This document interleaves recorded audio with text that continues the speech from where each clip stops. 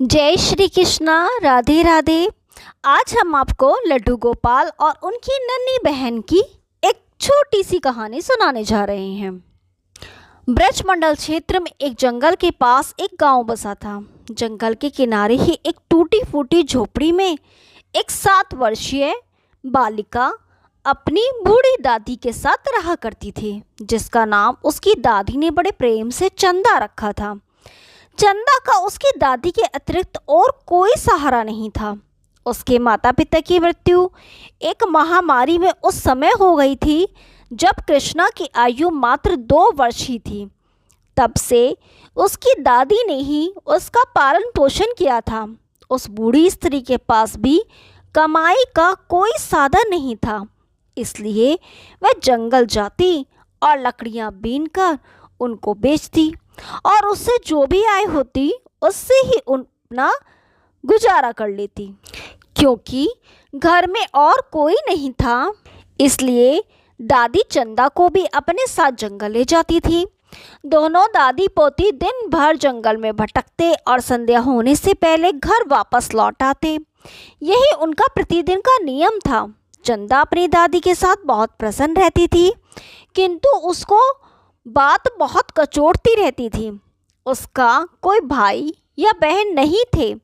गांव के बच्चे उसको इस बात के लिए बहुत चिढ़ाते थे तथा उसको अपने साथ भी नहीं खेलने देते थे। इससे वह बहुत दुखी रहती थी। अनेक बार वह अपनी दादी से पूछती कि उसका कोई भाई क्यों नहीं है। तब उसकी दादी उसको प्रेम से समझाती, कौन कहता है कि तेरा कोई भाई नहीं है? वह है ना कृष्ण कन्हैया, वही तेरा भाई है। यह कहकर दादी लड्डू गोपाल की ओर संकेत कर देती। चंदा की झोपड़ी में एक पुरानी किंतु बहुत सुंदर लड्डू गोपाल की प्रतिमा थी, जो उसके दादाजी लाए थे। चंदा की दादी उनकी बड़े मन से सेवा करती थी, बहुत प्रेम से उनकी पूजा करती और उनको भोग लगाती। निर्धन स्त्री पकवान मिष्ठान कहाँ से लाए? जो उनके खाने के लिए रूखा सूखा होता वही पहले भगवान को भोग लगाती, फिर चंदा के साथ बैठकर खुद खाती। चंदा के प्रश्न सुनकर वह उस लड्डू गोपाल की और ही संकेत कर देती। बालवान चंदा लड्डू गोपाल को ही अपना भाई मानने लगी। वह जब दुखी होती तो लड्डू गोपाल के सम्मुख बैठकर उनसे बातें करने लगती और कहती कि भाई, तुम मेरे साथ खेलने क्यों नहीं आते? सब बच्चे मुझको चिढ़ाते हैं, मेरा उपहास करते हैं, मुझको अपने साथ भी नहीं खिलाते। मैं अकेली रहती हूँ, तुम क्यों नहीं आते? क्या तुम मुझसे रूठ गए हो जो एक बार भी घर नहीं आते? मैंने तो तुमको कभी भी नहीं देखा। अपनी बाल कल्पनाओं से खोई चंदा लड्डू गोपाल से अपने मन का सारा दुख कह देती। चंदा का प्रेम निश्चल था। वह अपने भाई को पुकारती थी। उसके प्रेम के आगे भगवान भी नतमस्तक हो जाते थे, किंतु उन्होंने कभी कोई उत्तर नहीं दिया। एक दिन चंदा ने अपनी दादी से पूछा, दादी, मेरे भाई घर क्यों नहीं आते? वे कहाँ रहते हैं? तब दादी ने उसको टालने के उद्देश्य से कहा, तेरा भाई जंगल में रहता है, एक दिन वह अवश्य आएगा। चंदा ने पूछा, क्या उसको जंगल में डर नहीं लगता?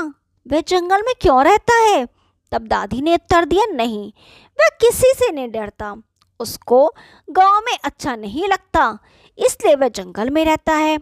धीरे धीरे रक्षाबंधन का दिन निकट आने लगा। गांव में सभी लड़कियों ने अपने भाइयों के लिए राखियां खरीदी। वह चंदा को चिढ़ाने लगी, तेरा तो कोई भाई नहीं, तू किसको राखी बांधेगी?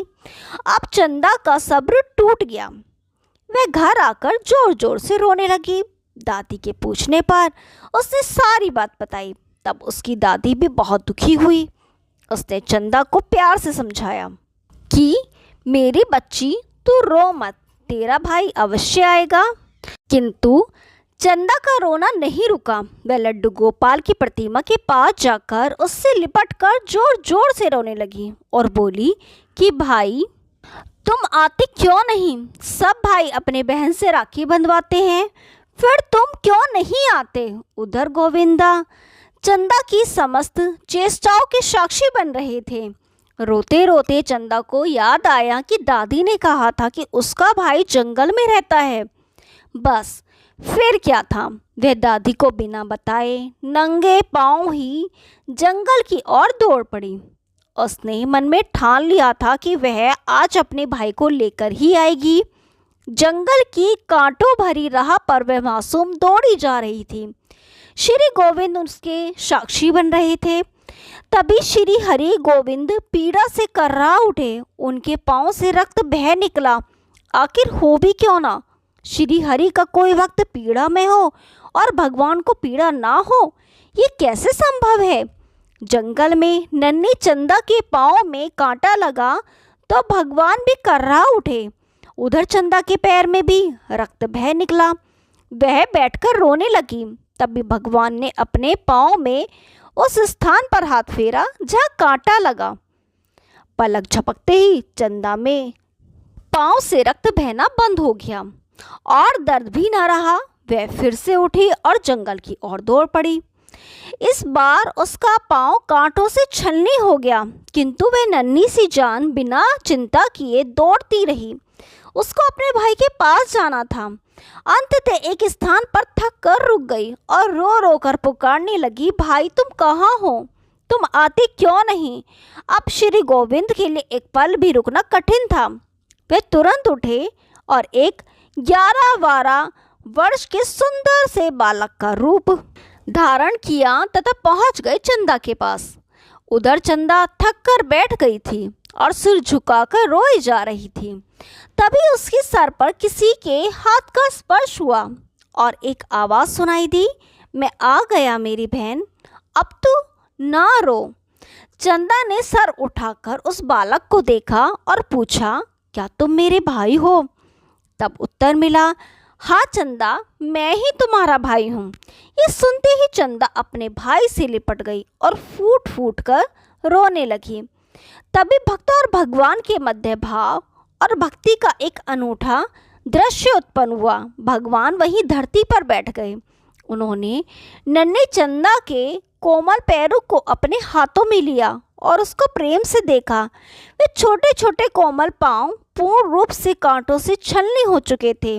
उनमें से रक्त बह रहा था। यह देखकर भगवान की आंखों से आंसू बह निकले।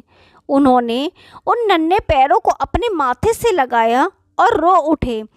अद्भुत दृश्य, बहन भाई को पाने में सफल हुई। ऐसे हैं मेरे कन्हैया, अपने भक्तों के लिए उसकी भावना के अनुरूप अपना रूप धारण कर लेते हैं। जय श्री कृष्णा, राधे राधे। यदि आपको ये कहानी पसंद आई तो वीडियो को लाइक कीजिए, शेयर कीजिए और चैनल को सब्सक्राइब कीजिए। हम आपके लिए ऐसी रोचक पुरानी कथाएं लाते रहेंगे। तब तक के लिए नमस्कार।